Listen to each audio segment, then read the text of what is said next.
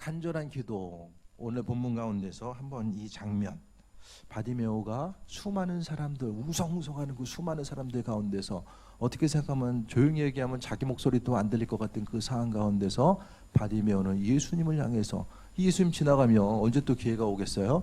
그래서 자신의 모든 간절함을 담아서 주님께 부르짖는 것, 이것이 신약에서의 정말 이 부르짖음의 이 대명사가 아닐까, 그런 생각 또한 해보게 됩니다. 50절에 맹인이 겉옷을 내버리고 뛰어 일어나 예수께 나아오늘. 겉옷이 무슨 의미라고 그랬죠? 성경에서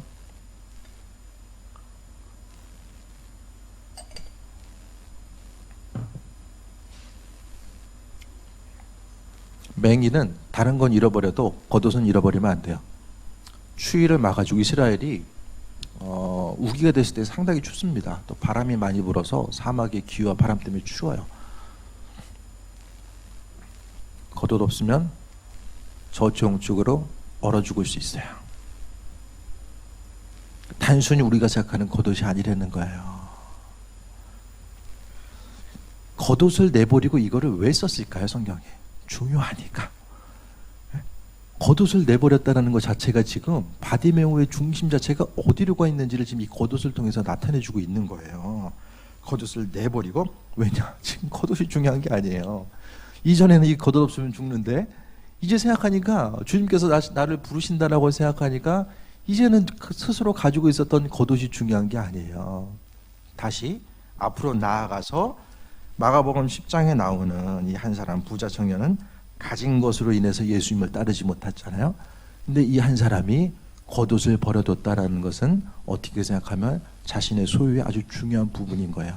그것에 대해서 내려놓고 내버리고 뛰어 일어나 예수께 나왔다라는 것을 이야기합니다.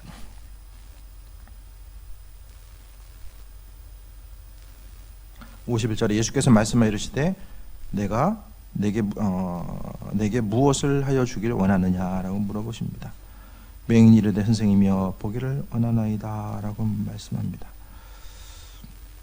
다 아셨지만은 한 번 더 바디메오의 신앙 고백에 대해서 하나님께서 듣길 원하셨던 모습에 대해서 보게 됩니다. 그러면서 52절에 예수께서 이르시되 가라 내 믿음이 너를 구원하였느니라 하시니, 마가복음에서 많은 부분 믿음에 대해서 예수님이 성경 전체를 통해서 많이 강조하고 있지만, 오늘 특히 이제 마가복음 내에서 믿음에 대해서 강조한 예가 오늘 본문의 예처럼 많은 부분 나오지 않습니다.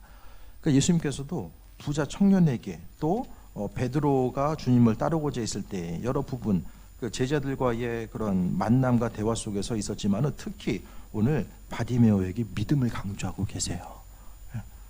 이 믿음을 왜 강조하고 있을까? 들을 귀가 있는 자, 하나님 말씀에 중심을 두고 나아가는 자. 그러니까 예수님께서는 52절에 지금 하나님 나라의 비밀을 가르쳐주고 있는 거예요. 예수님께서 질병 걸린 자들을 향해서 치유하실 때 내 믿음이 너를 구원했다, 뭐 그냥 맨날 그렇게 말씀하시니까, 그게 아니라 이 당시에 있는 사람들에게 있어서 질병의 치유 자체는 예수님의 능력이 전달됐기 때문에 치유됐다고 생각했지, 많은 사람들은 그 사람이 가지고 있는 믿음 자체가 치유에 이르게 되었다는 사실 자체를 인식하지 못하고 있었습니다.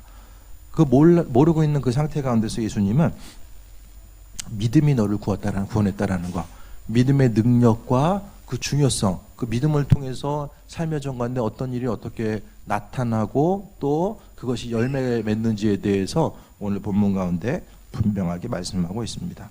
그래서 우리가 가지고 있는 믿음은 우리가 생각하고 상상하는 것보다 훨씬 더 많은 일들을 가능하게 합니다.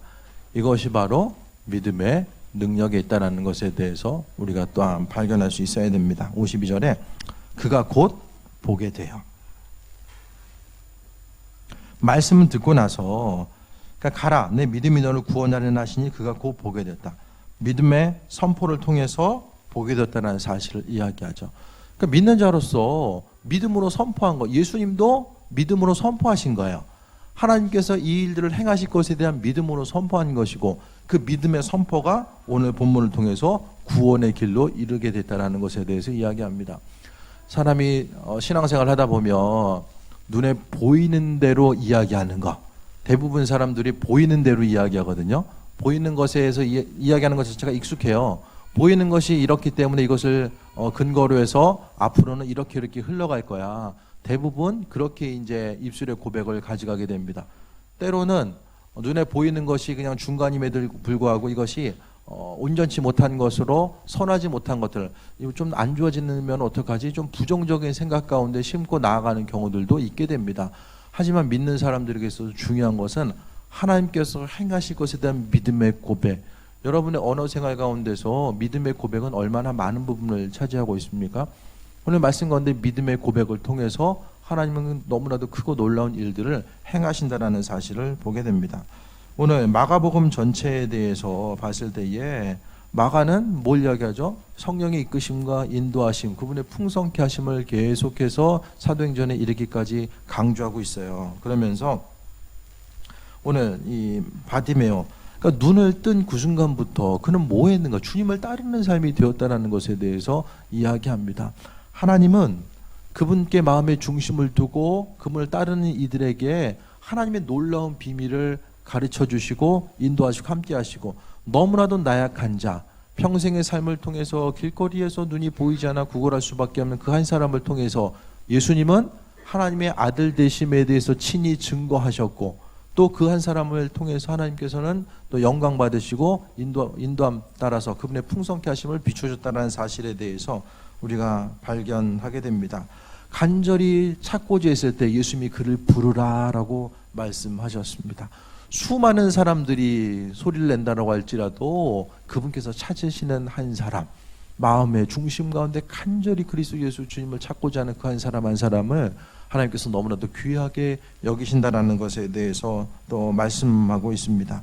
그래서 내 믿음이 너를 구원했다라고 하는 건 우리의 삶에 있어서 믿음 자체가 얼마나 중요한 요소인가를 다시 한번 돌아봐야 됩니다. 삶의 순간순간마다 주님께서 행하고자 하는 한 사람, 찾으시는 한 사람이 되어야 됩니다.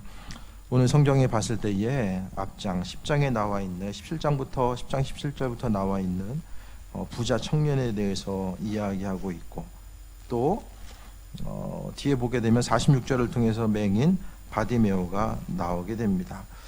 근데 예수님께서는 이 두 부류의 사람들을 또 이야기하면서 그 중간에 보게 되면은 이제 28절에 또 베드로가 얘기하죠. 베드로가 여짜오되 이르되 보소서 우리가 모든 것을 버리고 주를 따랐나이다라고 말씀하고 있습니다.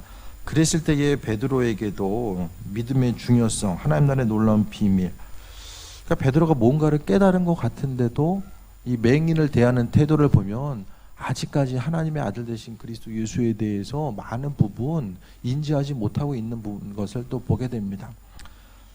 이 부자 청년과 맹인 바디메오를 통해 봤을 때에 우리의 삶의 전부를 생각해 보게 됩니다. 어떤 시인은 우리의 삶을 뭐라고 이야기하느냐? 소풍이다.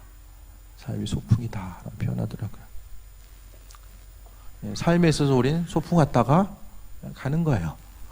소풍의 순간순간, 때로는 힘들고 어려움이 있겠지만은 소풍 갔다가 그냥 간다라고 생각했을 때에, 저는 이 부자 청년을 볼 때마다 제가 설교 말씀을 통해서 가끔 전해드렸던 것처럼 이 사람 지금 어디서 뭐 하고 있을까? 근데 바디메오의 이름은 나오는데 부자 청년은 청년으로만 나와요. 이름이 부자 청년, 부자 관원, 이름이 나오지 않습니다. 복음서 어디를 뒤져봐도 누구였다는 이름이 안 나와요. 근데 이 부족해서던 거지 한 사람, 이 바디메오는 이름이 나오거든요. 성경에서의 이름이 나온다라는 것은 그 사람에 있어서의 정체성과 중요한 것을 대변하는 것이 바로 이름이에요. 욥기에서도 후반부에 보면 딸들에게 이름을 주어주거든요. 이름 없다가 이름이 나와요. 그러면은 아주 특별하게 생각했다는 거예요. 이름이 나온다라는 것은. 오늘 신약을 통해서도 바디메오가 뭐 했을까? 그의 평생의 삶을 통해서 예수님께서 자신을 통해 행하셨던 일들에 대해서 고백하고, 또 그분께 영광 돌리고 평생의 삶을 통해서 그리스도 예수를 따르고 전하는 삶을 살지 않았을까? 성경에 그의 기록 자체가 또 구구절절 자세히 나오진 않지만 수많은 병자들의 이름, 고침받았던 사람들의 이름이 거의 나오지 않지만 오늘 이 바디메오 이름이 기록된 것을 우리가 생각했을 때에 그리스도 예수 주님께 우리의 이름은 어떻게 기억되고 있을까? 하루하루의 삶의 여정 가운데 어차피 시간은 다 흘러가게 되고 1년, 2년, 5년, 10년의 삶은 계속해서 빠르게 지나가게 됩니다. 점점 더 이제 주님 만날 때가 가까우는 이때에 우리의 삶의 여정 가운데 주님 만날 준비, 항상 평생의 삶, 하나님 허락하신 시간과 열정과 재물, 이 모든 것들에 대해서 하나님께서 허락하셨는데 그 모든 것들을 하나님 마음에 합한 것으로서 온전히 쓰임받고자 하고 부끄럼 당하지 않는 온전한 삶을 살았는가, 그 부분에 대해서 우리가 날마다 점검하지 않는다면 또 책망받을 수밖에 없다라는 것에 대해서 우리가 말씀을 통해 발견하게 됩니다.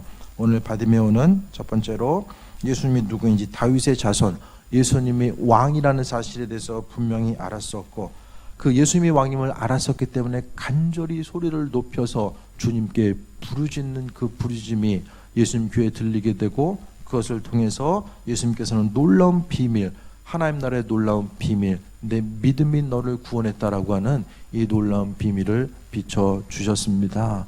오늘 말씀 가운데 이 바디메오의 예를 통해서 주님께서 부르신 이 한 사람, 우리 한 사람 한 사람도 마찬가지거든요. 우리의 이름이 하나님 보시기에 합한 것 되어서 어디서 무엇을 하든지 간에 주님께 영광 돌리고, 순간의 삶의 여정 가운데, 세상의 삶의 여정 가운데 모든 것 거기 중심 두기보다는 한번 왔다가 주님 앞에 갈 수밖에 없는, 순간적으로 왔다 가는 존재라는 사실을 기억하며 아버지 마음에 합한 자로서 마음의 중심을 주님께 드리고, 예수님 누구인가, 하나님 아들 되시고 메시아 되심과 또 우리가 가지고 있는 믿음의 능력이 얼마나 중요한 것인가, 사단은 눈에 보이는 것만 보게 하고 그것을 통해서 분석하고 믿음을 갖지 못하게 하고 눈에 보이는 것만 중요하게 여기는 그런 마음을, 여러 가지 그 쓴뿌리들을 우리 심령 가운데 심어 놓으려고 하는 이때에 오늘 이 바디메오의 예를 통하여서 온전한 신앙인, 하나님 보시기에 합한 신앙의 모습이 무엇인지를 다시 한번 돌아보는 귀한 삶 되시길 축원드립니다. 찬양하고 기도하겠습니다.